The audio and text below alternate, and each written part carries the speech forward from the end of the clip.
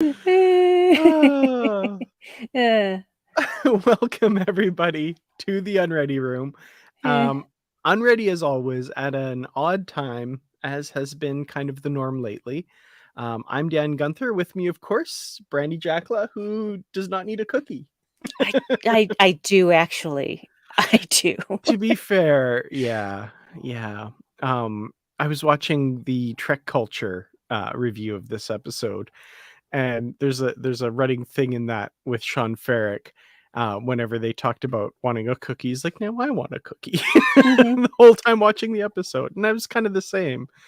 Um, yeah, Yeah. and Well, could as so sorry, go ahead. I was just gonna say, as Sean said, Uhura and I are not the same person. Mhm. Yeah. Well, she was very frustrated, and honestly, I think she should have had that cookie Yes. because I think that it would have gotten her mind off of something. Because when you can get a real cookie, not from the matter synthesizer, and did they bake those in the mess hall? Can you imagine how good Oh. that would smell? Mm-hmm. I mean, it's a miracle that Kirk got his hands on even one of them. Absolutely. I can imagine there's a lot of fans out there, Matthew, who probably went and made cookies after this episode. Absolutely. So yeah, we're talking about Star Trek Strange New Worlds season 2 episode 6, Lost in Translation. Before this even came out, before we saw it, you see the title, you think gotta be an Uhura episode, right? Mhm. And ding ding ding, 10 points if you said that, because absolutely. um which I love. Celia Rose Gooding as Uhura, I think, is one of the many bright spots of this series, but she's really incredible in this role. I really enjoy her. I do too. I think she's brilliant as Uhura, and I know that she's relatively new to on-screen acting. I know that she's done stage work, but man, her instincts are just right on, I think. Mhm. Yeah, like I never, how to put it, I guess. I don't know. I never don't buy her as Uhura. Like Right. like that opening scene on the bridge where she's tired and not falling asleep, but obviously very fatigued and stuff. I bought that. I was like, I felt how tired she was. Mhm. I have felt that tired recently, so yeah. Yeah, I hear you. Yeah. Um, so yeah, we start out, first of all, I think everybody, as soon as they see him, notices the new insignia on Pike's chest there, and Mhm. he offhand mentions that he's been promoted temporarily to fleet captain. Um, and of course, your kind of instincts go up when you hear that. And then he Mhm. says, "I'm temporarily in command of the Enterprise and the Farragut and the station." And you're like, the Farragut? So we know who's in the vicinity. And because of one line from the menagerie, you know what's coming. Yes. Yes, you do. I was really excited because when he said the Farragut because I thought, "Oh, we're gonna see Kirk again." And please, please, please let him run into Lon. Please, please, please. Yes. Those were the things that I wanted the most. Oh, speaking of acting, um, oh, Christina Chong in that scene, Mm, so good and so heartbreaking. And of course, one-sided because La'an's the only one who has knowledge, of course, of yada yada yada. But that was so loaded and such a great scene. I loved that. it was, and I I love the story that he told too about his dad and them chasing him from post to post because he was in Starfleet and helping people, and his mom explained to him, well, if he's doing this, then it's because these people really need it. Hmm. And she says, as one of those people who was saved by Starfleet, Yeah, that's right, that's correct. yeah, that was a great line as well, for sure. Yeah, Yeah. I remember season 1 thinking, like, I'm connecting with all of these characters, but not really La'an, which was by design. She's, standoffish with people and wasn't, kind of connecting with people, and that went for the audience as well, I think, at least for me, just on a personal level, but this season, man, she is one of my favorite characters. And I keep having to say one of because I'll say that about every character on this whole show if I'm not careful. Yes, I know. I'm the same way. There's not like I've said it before, I'll say it again. There's not a weak link in this cast. Hmm. Yeah, that's very true. They all work together so well. Okay, so let's pop back to the beginning. Uhura is really tired. She's hearing this message, but the computer didn't record it, and the crew is a little skeptical. But she's like, "I'm gonna go check run a diagnostic on the thing and check things out and stuff, and figure this all out." But she's they're worried that she's burning the candle at both ends, as Pike says and stuff, but Mm, she's convinced this is real. And there's a thing running through this episode which it very much redeems this at the end. And I think part of it is, when I was watching this episode, I forget how young and relatively new Uhura is. But one of my favorite things in Star Trek has always been when somebody says something that sounds a little crazy or a little bit weird, they're never really judged for it. They're never like disbelieved. They always investigate it, right? The episode Cause and Effect in TNG, Dr. mm. Crusher says she hears voices in her room last night. And they're like, oh, well, let's check for anomalies and see what's going on. No one ever says like, hearing voices over here. Yeah. But there was a little bit of that in this episode. And Mm. again, on a second watch, I'm like, okay, she's just an ensign. She's pretty new. I kind of get it a little bit more. Now, again, like I said, it totally redeems it at the end of the episode, which we'll get to. But, um, I was that kind of bugged me a little bit on the first watch. On the second watch, not so much. I kind of saw like, yeah, I would be a bit skeptical, especially with someone so inexperienced and so tired. Obviously, maybe but as the episode went on, it still kind of bugged me a little bit that they're not taking this really seriously yet. Yeah. Well, and I have a theory about that. I think that um Mbenga, of course, is always going to look for a scientific reason for what's happening. Hmm. However, he has been known to uh, go outside of your general typical uh, of the day methods and use other, more archaic ways of diagnosing or treating something. So kind of a little bit like Phlox, but not with a bunch of different creatures from across the Right. galaxy. Um, so I was really surprised that he was the first one to not really pay attention and to just write it off as deuterium poisoning. And I'm like, well, can't you test for that and actually see if she has deuterium poisoning? Does he actually do that? And he gives Mm. her something for the symptoms, which does not do jack squat because she doesn't have deuterium poisoning. And so Yeah. that was really frustrating for me on all three watches that I Hmm. had of this episode. Um, and also, and the thing is though, with Spock and Chapel, I can totally write that off with them being distracted by each other. And so they're not, because they're banging, you guys. They're banging. There are people who are like, oh no, I'm sure they didn't have sex. Oh yes, they absolutely did. They absolutely did. And a lot of it. And they're still doing that. I'm surprised that they're out in public at this point and not holed up in one or the other's quarters. So yeah, that was a shock to me. I'm like, wait, what? They're out and about and playing chess and flirting while playing chess? I'm just like, just go back and just go back to your room. Hmm. Yeah. Yeah. And I said this before, but like, go back and rewatch the naked time with this added context. Oh yeah. Yeah, they did. Mhm. So much banging. Patrick, I loved this line too, where Pike starts talking about the launching off point for the next great age of exploration. Number one, oh, good. I was afraid I'd miss the speech. Yeah. Well, I Yeah, started and early, but Uhura fell asleep. And it's that was true. so great. So great. The look she gives him. Hmm. Just like, really? So great. But it is true when you rewatch it. It's like Pike was about to launch into this big flowery thing, and then he's like, Uhura?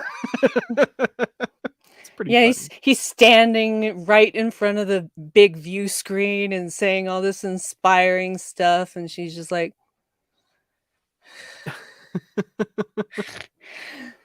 yeah, poor Hmm. girl. Oh man. So we also get and I didn't catch this until my second time watching, a shout out to Chief Kyle, who we've not Mhm. seen this season, but gets a little name drop here. So I'm like, okay, still around. That's cool. Yeah, but, they don't give us enough Transporter Chief time. They really don't. No, no, for I sure. mean, we've seen Chief J what? Twice? In Twice, 2 yeah. episodes, in 6 episodes, we've only seen them twice? Not Mm-hmm. cool. Give me No, more of my Chief J, please. yeah. And I think I heard one of the producers say like he's not in the season at all, but more shout outs at least to Chief Kyle. I'm glad to Mhm. know that he's still around. That's cool. Yeah. Glad to know he's not dead. Yeah. Well, if he's the same Chief Kyle, which I'm still not entirely clear on, he's got to stick around through TOS anyway. Well, okay then. I guess that's why they left in that reference, Gotta tell us like, "Hey." Still around. He's just never see him. He's like Joe Carey on Voyager for the, seasons 2 through most of 7. He's around, but you don't see him. Yeah, sure. Mhm. Little tangent here. I last time I rewatched Voyager, the last time you see Joe Carey, with the exception of like, the third last episode of the series or whatever it is, the last time you see him in the present, they trot him out whenever they do a flashback to like earlier. But the last time you see him in the present, Janeway orders him restricted to quarters because they're not sure if he's the traitor or Seska's the traitor. And that's a lot. So was he just locked in his quarters till season 7? People forgot about it. It's one of my Yeah. favorite things. Yeah, and when they finally realized what they'd done, they unlocked his quarters and just found a corpse that had been Oh. moldering for years. Because I mean, if he was confined to quarters, who brought him food? I mean, if they completely forgot about him, Mm-hmm. he'd be dead. Mm-hmm. Hopefully he used his replicator rations very sparingly. Well, do they all have replicators in their rooms? Yep, but I think they're strictly rationed as far as I know at Voyager. Okay, Anyway, that's all Voyager. I don't know. sure. Voyager, it creates whatever new reality it needs to for an episode and then forgets all about it. Yep, absolutely. That is not the fault of the characters. That is yeah, anyway, I'll just let that go. So the setup of this episode is they're in this nebula, Bannon's Nebula, by the way, which is named after Melissa Navia's um, Partner. deceased partner. Yeah, Yeah. lovely tribute. I think that was wonderful. Um, and they're building this deuterium refinery that they've been struggling to get online. There's malfunctions. It's not functional. They're there to kind of get things back on track. And I wonder what's going on there. Mm, Maybe something plot relevant. I don't know. very strange, very strange. My question is, and this is something I actually haven't thought about until right now. It's like, how many times have have people heard this sound and we didn't know about it? How many people have tried to sabotage this station in the Hmm. run up to it becoming active and online? These are things we don't know, and I'm curious as to Yeah. how many people have died basically from this particular signal going into their brains. Yeah, I wondered about that too. Because yeah, the other person we know about, of course, is Lieutenant Ramon. Was it? Ramon, yes. Poor Ramon. Yeah. I felt so bad for him when all was said and done in this Yeah. episode. So yeah, they discover him on the station. He's been sabotaging it. He's totally out of it. He's disconnected from reality basically at this point. And man, he's responsible for the death of at least one Enterprise crew member. I mean, he's not responsible. He kills this crew member while in this state, and then is blown into space out of the nacelle, and all of this, and the whole, like, so tragic. Mm. Like, he had no idea what he was doing. He was completely not cognizant of anything. And I know it was the heat of the moment. There's nothing else that could be done but that site to site transport to get Uhura and Kirk out. Like, and they couldn't, like, there's no way they could have rescued Ramon, but I just felt so bad that they had to leave him there to undergo that. And man, that was brutal. That was brutal. It wasn't his fault. Like, nothing he did was really his own actions. Mm-hmm.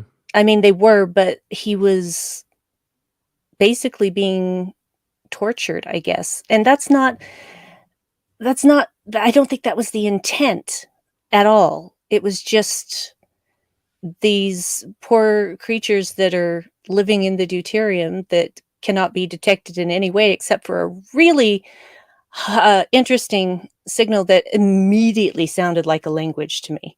It's like Mm-hmm. somebody turned up the gain way too high on that. So just turn that back down so we can hear it. Mm-hmm.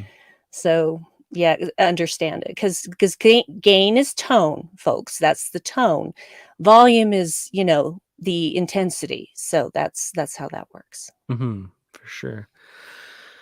Well, so yeah, we've got this nebula, and like you said, it turns out there are these life forms living in the deuterium, and I think it was Patrick. Patrick, correct me if I'm wrong. Sorry.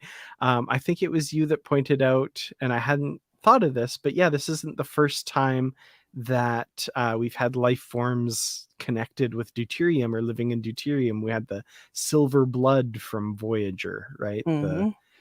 the episode's Demon and spoiler alert, Course Oblivion, if you haven't watched that. Um, yeah, interesting. So I thought that was kind of cool.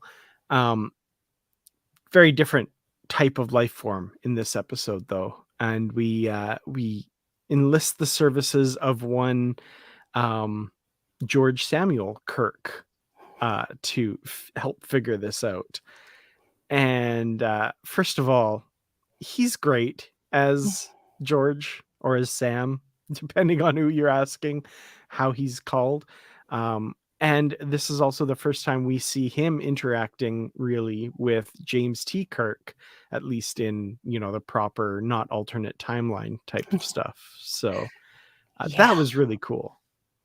It was, and immediately there was tension because you see Kirk or you see Jim beaming aboard, and then you see the look on Sam's face. Welcome to the Enterprise. Basically, he's not all that excited. So, and that you would get into why, and I understand. I understand both positions. I understand each brother's position, and so I kind of sympathize with both of them, and I'm just like, "Would you guys just cool it?" You Hmm. know? Jim keeps egging things on because he thinks it's funny, and it's not funny to Sam at all. And that is really frustrating because I've been on the receiving end of that, "Oh, they think this is funny, but it's not funny for me." And no Hmm. matter what they do, I'm not going to think this is funny, so please stop this.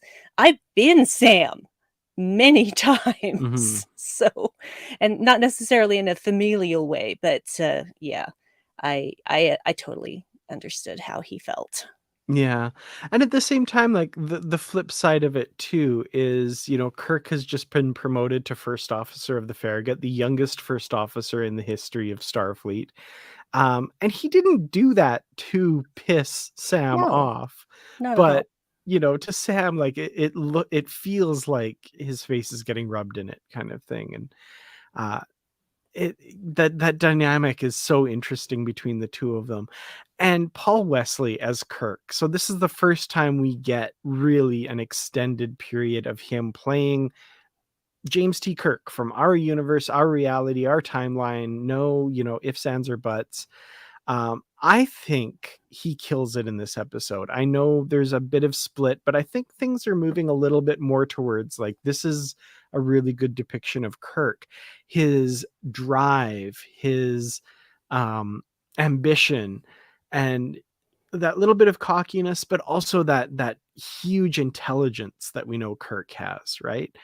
I think this is such a great take on this character, and he's not doing Shatner, he's doing Kirk and Mhm. his interpretation of it.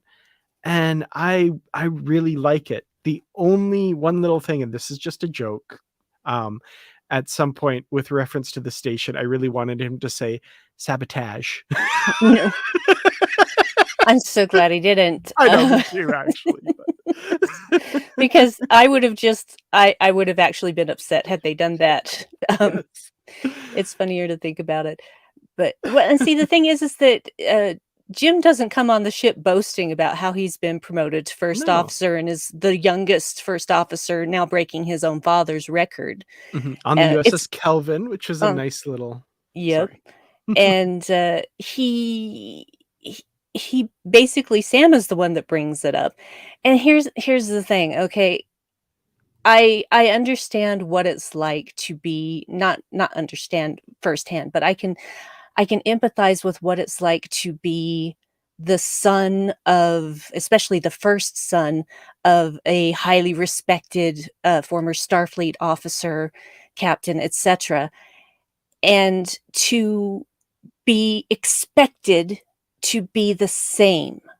Mhm. And that's something we haven't seemed to rid ourselves of for the future, because there's still that expectation. I mean, they gave him his dad's first name and Mhm. everything, and that isn't the way that he wanted to go. And instead of being accepted for what he wanted to do, which is, being a xenoanthropologist, um, he basically feels abandoned by his father in that way. Just and I'm extrapolating all of this just from the conversations that Sam and Jim have, but so I get where all this enmity from Sam is coming from, but he's putting it on the wrong target. Mhm. Yeah.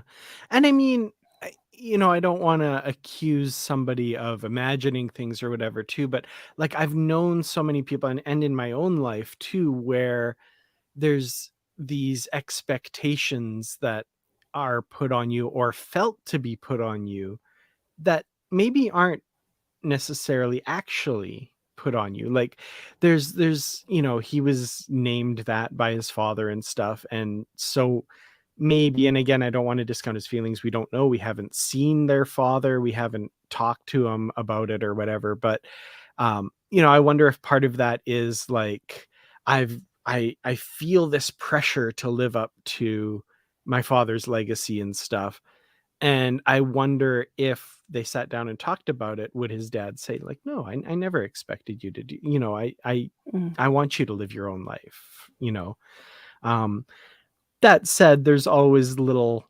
nonverbal or subtle things that maybe he's picking up on, that he's maybe more proud of Jim and all that kind of stuff. But there's also just there's so many dynamics. There's the fact that he's doing the same career that his dad did, that maybe he relates to him a bit more, and that can be seen as more approval and all that sort of stuff. Like there's family dynamics are so tough, and there's so much more unsaid than said sometimes, yeah. and that can have a huge effect.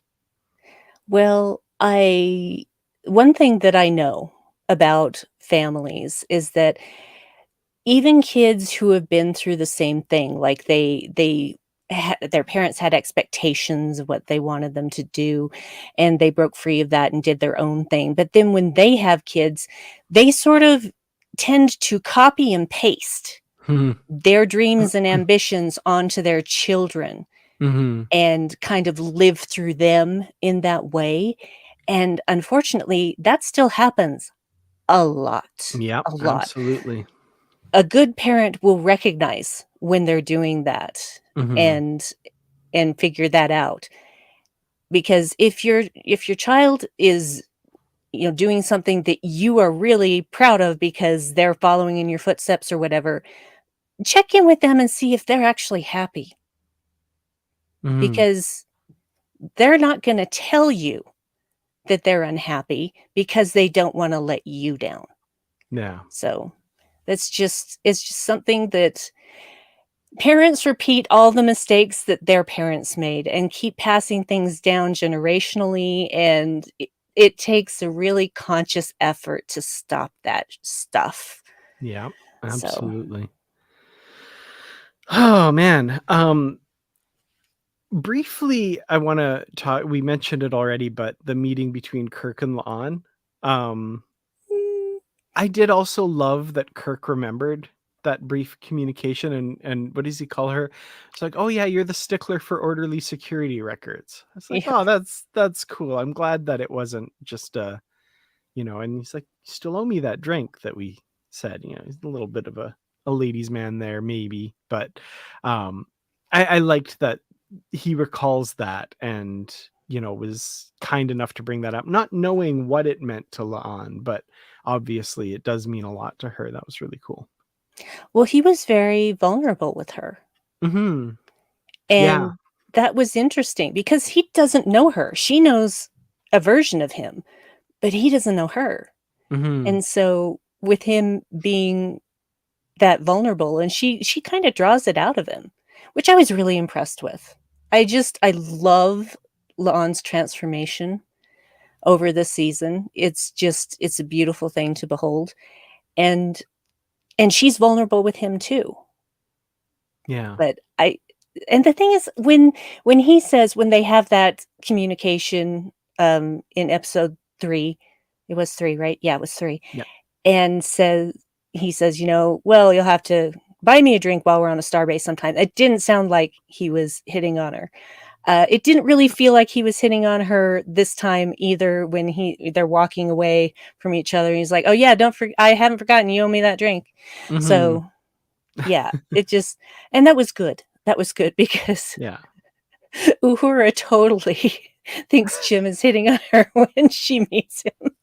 Yeah. Yes. Yes. I do want to talk about this. The dialogue, I think, I just want to read like the actual quote here.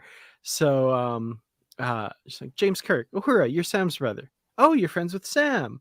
She's like, look, I really don't want to be hit on right now. Ah, you're friends with Sam."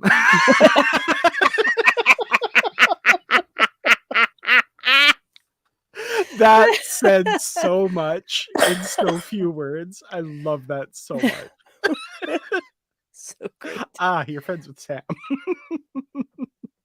So, maybe Kirk himself isn't so much responsible for some of the rumors that go on around about him as yeah, but I Yeah, love that. Sam's been telling tales for sure.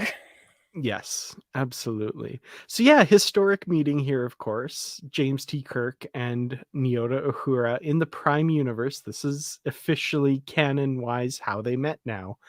Um, Again, in a bar, just like in the Kelvin timeline, which is interesting. I think Hmm. I hadn't really thought of that, but yeah, interesting.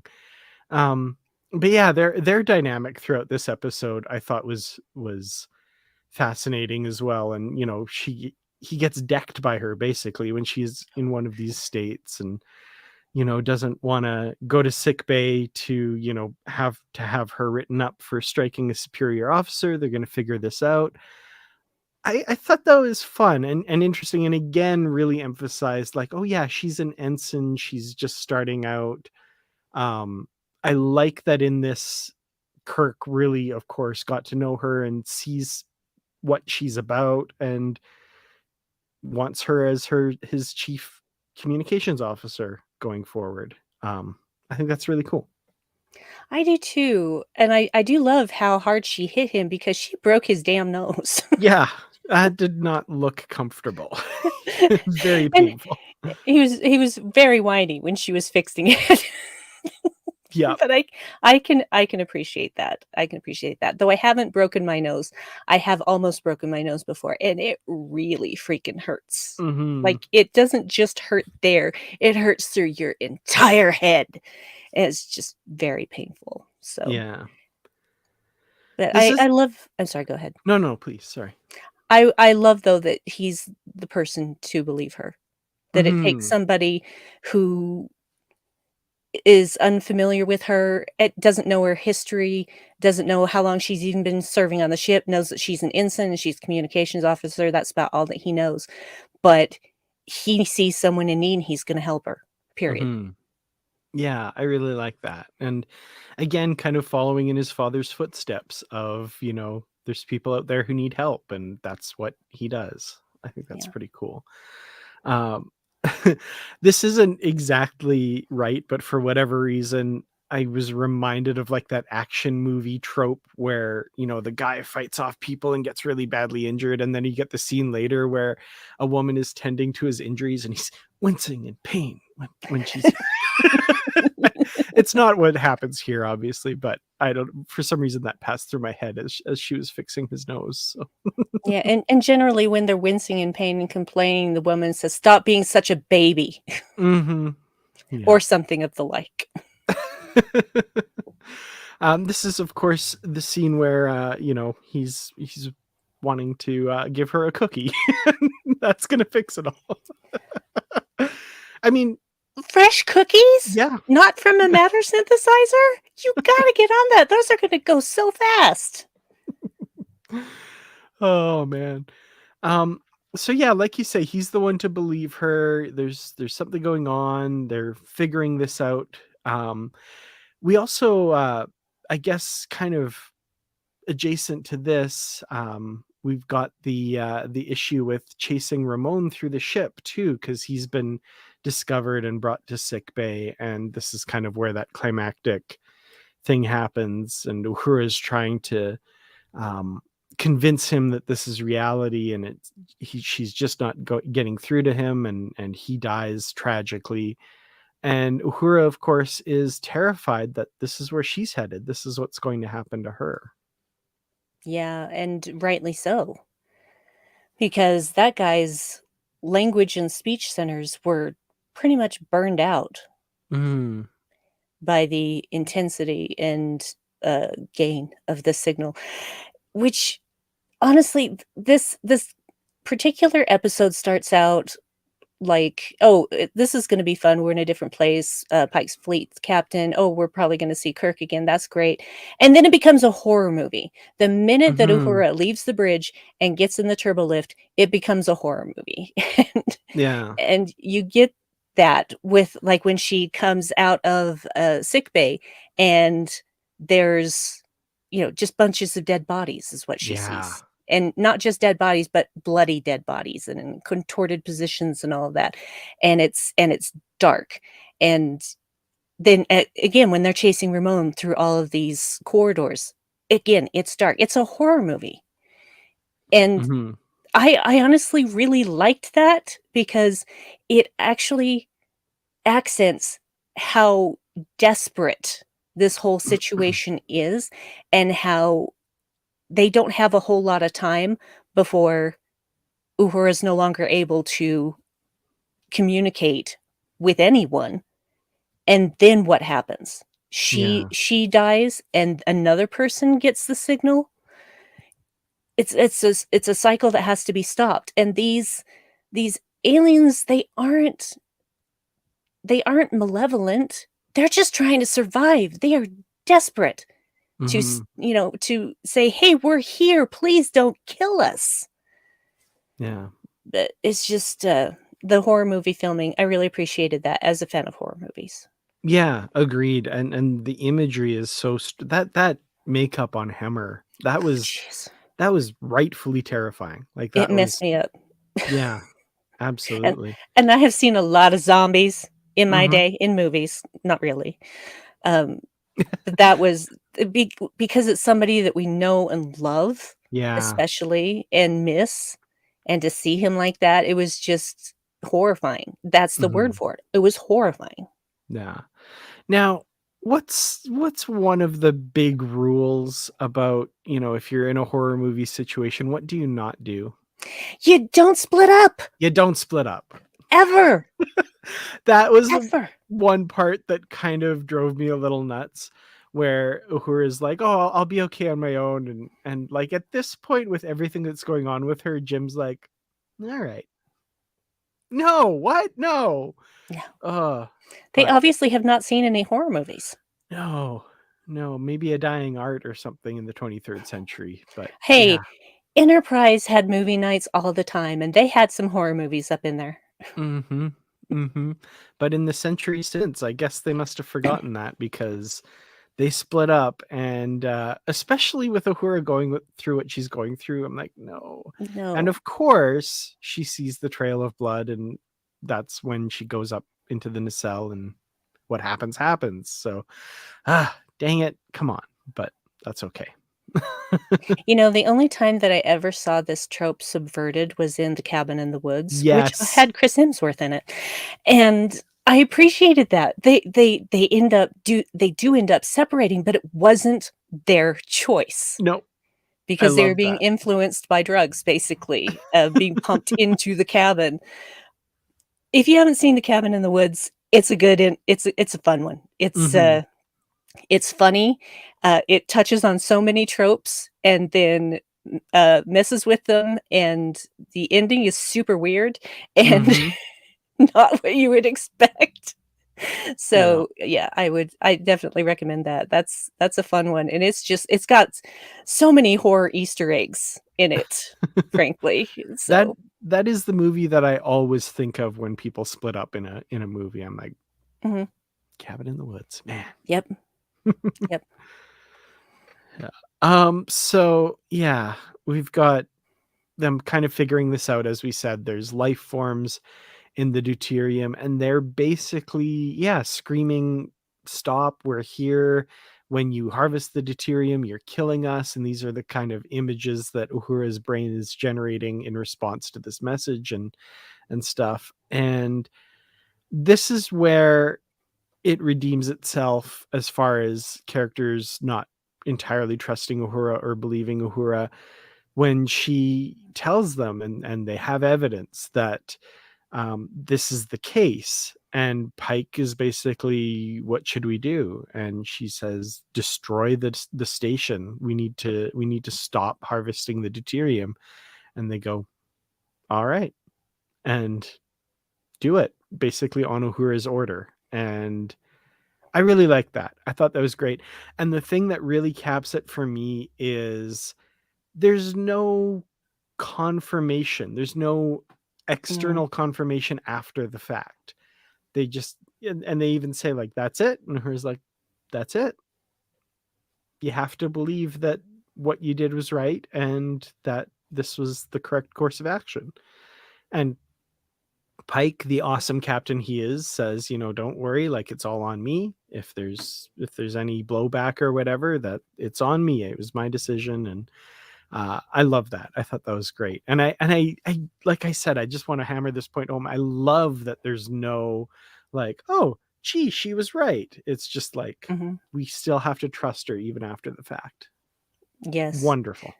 It is wonderful, and I love her shouting, "Fire torpedoes," and you just see Pike in the background turn his head and just nod just slightly, and Lon fires the torpedoes Yeah. because, obviously, Lon is going to wait for the captain to say that that's okay, and he's just like, "Yeah, do that."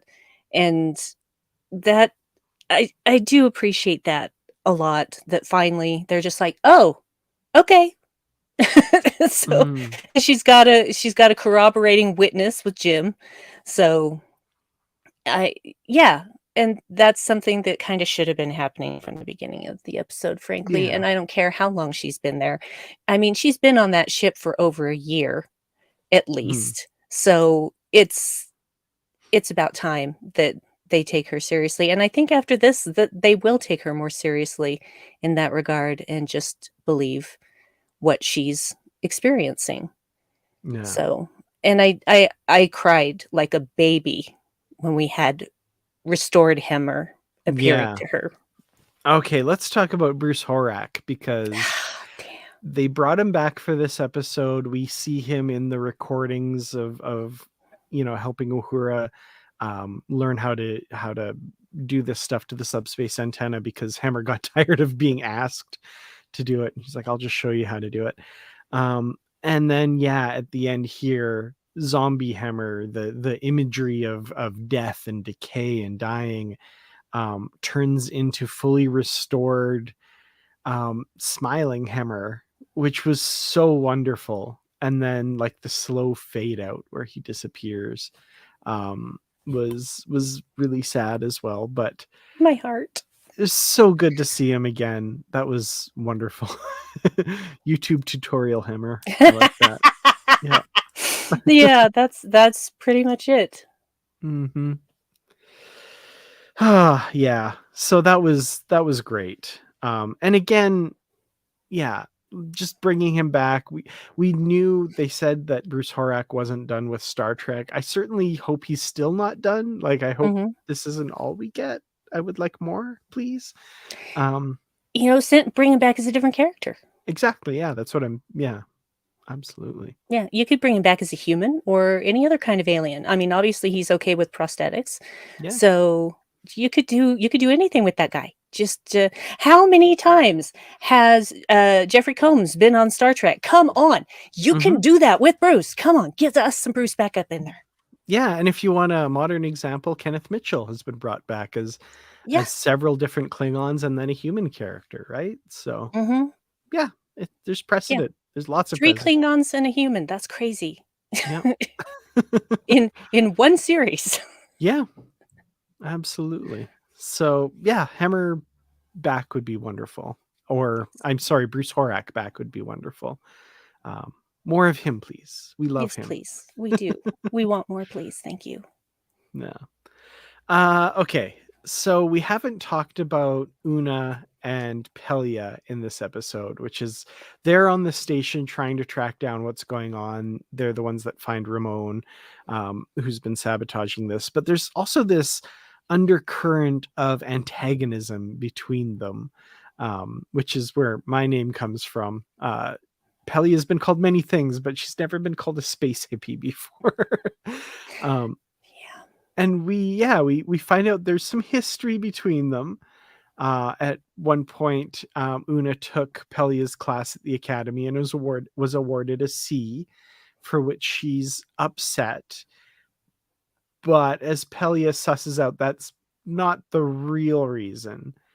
And the real reason, of course, is that she reminds her of Hemmer and misses her friend, obviously.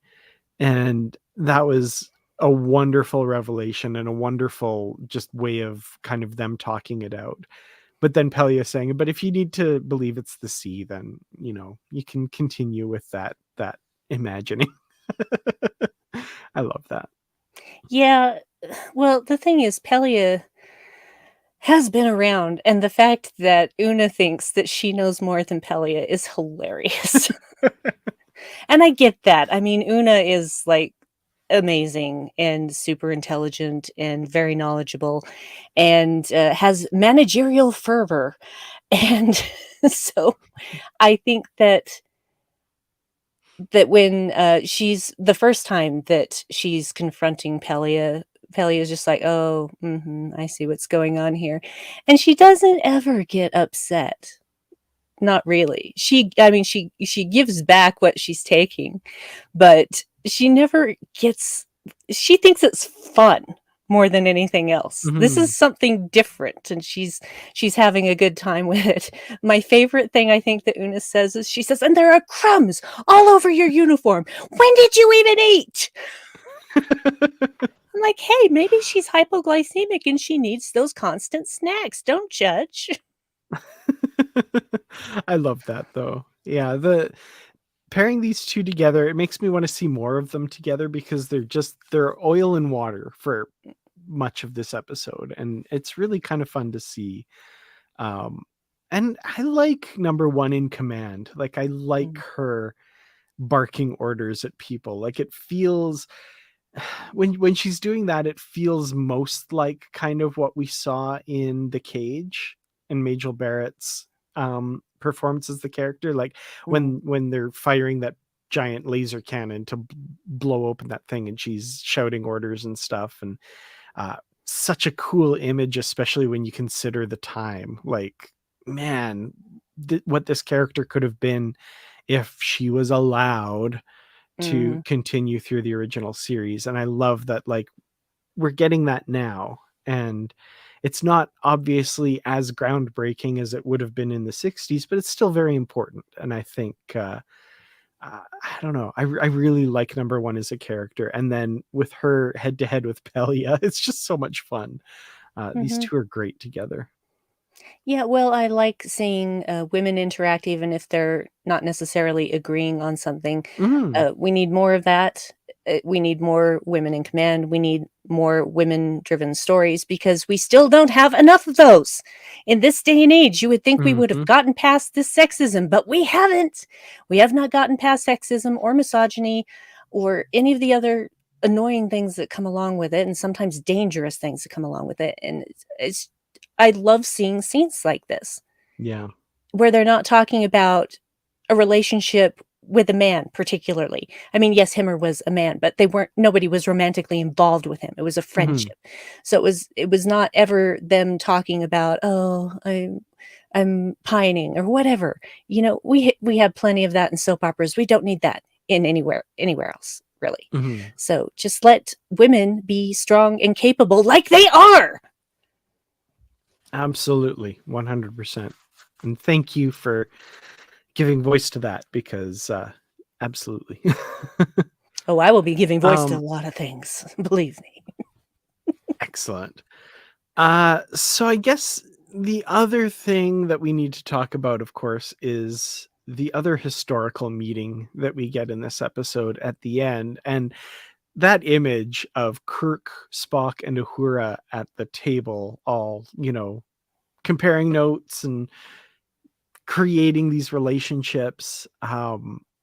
Wonderful. And again, a lot of people out there whose opinions I don't give two flying hoots about are going to be upset, but this is the canon meeting in the Prime universe between Kirk and Spock. This is how it all starts.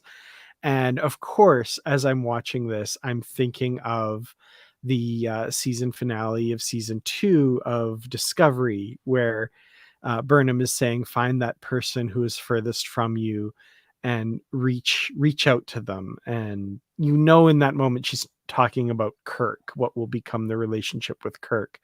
But like that close up on the handshake, I'm hearing that "reach out to them" over Mm, that. And ah, it's wonderful. And I just, the history that starts in that moment, I think, is so cool. And the writers just treated it with the reverence it deserved in that moment, I think. So wonderful stuff. I agree, and I do like the lead up to that as well, where Sam comes and, you know, says he's proud of his brother, and then Jim, again, thinking he's being funny, is just not going to apologize for anything. And Sam is just like, "Okay, yeah, well, he's excited about writing a paper about these aliens, etc." And he's waiting for that apology. He doesn't get. He's like, "Fine, go around on your dinky ship. I'll be here on the flagship." And just leaves his empty drink on the table. And when Spock comes up, he takes the drink and puts it away because he's still cleaning up after Sam. Oh, that's wonderful. I also love, of course, the foreshadowing of that comment, like, "I'll be here on the flagship." And like, I'm like, yeah, that Kirk's gonna be commanding in 5 years. Oh, Yeah. oh boy. Um, I love also as the camera pulls back and you see the whole bar, and Sam is standing by himself at the bar drinking. Oh, Made me a poor little guy. sad. Yeah, absolutely. But I like this episode because it feels like, how do I put it? It's not a small episode, but it's just a regular episode, nothing um of galactic import really happens in it. It's a typical mystery of the week type episode, but these huge things that are going to kind of reverberate through Star Trek canon for, decades to come, and everything that follows it happen in this episode. And it's kind of fun. It's almost a statement that, from the humblest beginnings are the Star Trek universe made, I guess. Does that make sense? I don't know. Yeah, no, it does. I think so. Yeah. So I loved it. And Paul Wesley, I think, yeah, he's Kirk to me. I'm on board. Yeah, well, I'll be honest, he had me on board with tomorrow and tomorrow and tomorrow because I really was still uncertain until then. And I know that that was not the prime timeline Kirk, but I thought it was a very good example of what the prime timeline Kirk could be like. So, especially as a captain. Mhm. So, yeah, I was very happy to see Paul again, and I welcome more of his Kirk. Yeah, I do too. I don't want it to become the Kirk show, No, no, obviously, no, no, no. but They can give him a show if they want. I mean, but yeah, that'd be cool. yeah, But call it Star Trek. yeah, yeah. Anyway, yeah, I like I said, I don't want it to become the Kirk show, but I could stand more Paul Wesley Kirk in my life for sure. Yeah. Yes. I just want him to get with Lon. Let's be honest. I just really want them to at least have one night of really hot sex because she deserves that. She deserves that. Yeah. Yeah. I can see that. Yeah. Ah, That's sure. all I want. Well, I guess with that said, is there anything that we missed that we haven't talked about? Final thoughts and ratings for this episode, which was called Lost in Translation. It fled my brain for a second there, but it came back. Yeah. I appreciate how this episode is also an exploration of grief and how we deal with it, Hmm. grief and loss, or in Uhura's case, how she's not dealing with it Yeah. and is kind of forced to confront that because of these terrifying images that her Dave because of what the aliens are showing her, these terrifying images. And the thing that actually I think disturbed me most was her having to see that shuttle, even though she had Yeah. already visualized it in her mind, not having seen any images from the crash or knowing specific details, just knowing that it happened, her family was dead, etc. And I think she's discovered that pushing all of that away isn't the way that you move forward. And putting all the memories and good or and bad in a box and not ever opening that box again, that makes you hollow. It doesn't help you. And grief has its own timetable. So don't feel anyone who's going through anything that is causing them grief. There's no timetable on how to deal with that. But deal with it you must, else you will remain stuck. And now Uhura's unstuck. So those are my final thoughts. And I give this one great big uneaten cookie. Yeah, that's a good rating. And if I were there, that cookie would not be uneaten. Let me tell you. Yeah, me too. Me too. Yeah, I really enjoyed this episode as I do most of these, but it felt like, yeah, like I said, it's nothing of galactic import happening, but in the background, things of galactic import are happening. We're seeing the pieces being moved to create the universe that we know from Star Trek, the original series, and onward. And um, I love this episode for that. But at the same time, the story itself, I really enjoyed it for that as well. Like those elements you're talking about, facing death, facing grief.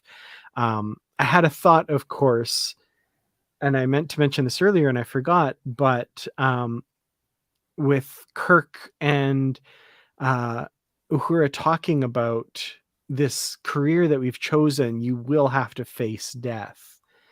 And my mind immediately went to that little bit of self-reflection at the end of Star Trek II, The Wrath of Khan, when after Kirk has lost Spock, who interestingly he just met in this episode. And David Marcus says to him, "You never really have faced death before, have you?" And Kirk stops and says, "No, not like this." Mm-hmm. And so in his career, he's dealt with death, but it's always been an abstract thing of, maybe not someone who's the most important person in his life, as Spock becomes, right? So that was echoing through my head with this, where Kirk is imparting that lesson to Uhura, but he has yet to really internalize and learn that lesson yet. And that's part of the growth of the Kirk character that we'll eventually see. So there's all these little touchstones that the writers are doing here, and it's on purpose. The language is so close to what we hear in Wrath of Khan. It's got to be on purpose, and I love it. I think they're doing an amazing job, and I cannot wait to see where all of this goes next. I agree completely. And yeah, of course, it's long been known to me that Spock is Jim's person. I mean, I'm not saying that in a sexual way per se, but Spock is the most important person to James T. Kirk. Period. Absolutely. End of story. So, yeah, it's Spock before everybody else, which is probably why he never really settled down, I guess. Yeah, that could very well be. Yeah, as far as a rating goes, I'm gonna have to give it one really high gain transmission that you just need to turn down a little bit. Turn down the gain, not the volume. I said gain. I said gain. I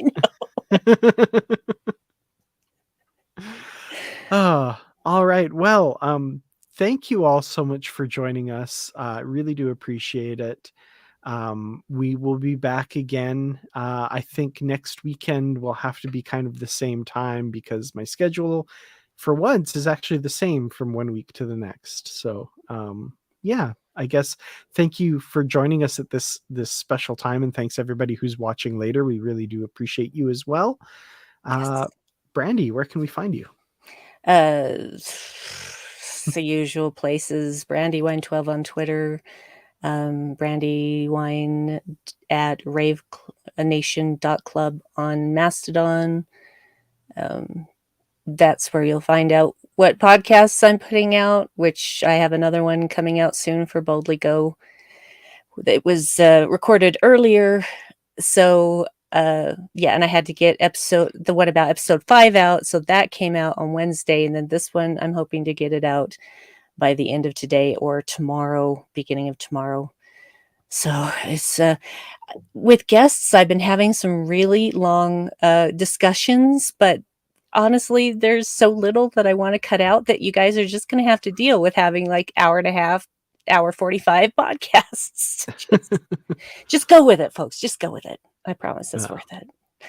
So awesome. Yeah, and you can find me here, of course, on the YouTube channel and on Positively Trek, which has taken a bit of an unplanned hiatus just the last couple weeks.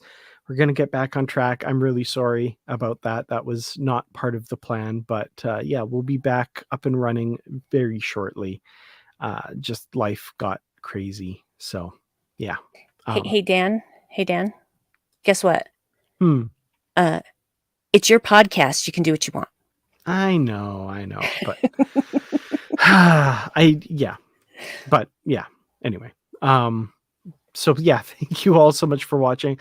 We'll be back to talk about the next episode of Strange New Worlds. I almost said Lower Decks because the next episode is those old scientists. So really, really looking forward to that one. Yeah. Me too. We'll talk about it when we talk about it.